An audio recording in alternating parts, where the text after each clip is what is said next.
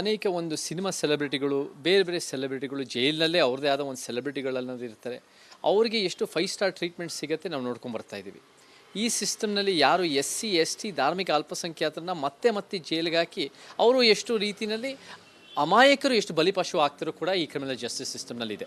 So ನಮಗೆ ಇದರಲ್ಲಿ ಏನಂದರೆ ನಿಮ್ಮ ಹತ್ರ ಇನ್ಫ್ಲೂಯೆನ್ಸ್ ಇದ್ದರೆ, ನಿಮ್ಮ ಹತ್ರ ಹಣ ಇದ್ದರೆ, ನಿಮ್ಮ ಹತ್ರ ದೊಡ್ಡ ರಾಜಕಾರಣಿಗಳ ಲಿಂಕ್ ಇದ್ದರೆ, ನೀವು ಎಲ್ಲೋ ಒಂದು ಕಡೆ ಸೆಲ್ ಫೋನ್ಗೂ ಆ್ಯಕ್ಸಸ್ ಇರುತ್ತೆ, ನಿಮ್ಮ ಪಾರ್ಟಿನೂ ಮಾಡ್ತೀರಾ, ಲಿಕ್ಕರು ಆ್ಯಕ್ಸಸ್ ಇರುತ್ತೆ. ನಾನು ಒಂದ್ಸಲ ಹೇಳಿದ್ದೆ, ಒಂದು ಕುರ್ಚಿ ಸಿಗೋದು ನಮಗೆ, ನಾನು 2 ಸಲ ಜೈಲಿಗೆ ಹೋಗಿದ್ದೆ, ಕುರ್ಚಿ ಸಿಗೋದು ಎಷ್ಟು ಕಷ್ಟ ಇತ್ತು, ಬೆನ್ನೆಲ್ಲ ನೋವು ಬಂದ್ಬಿಟ್ಟಿತ್ತು.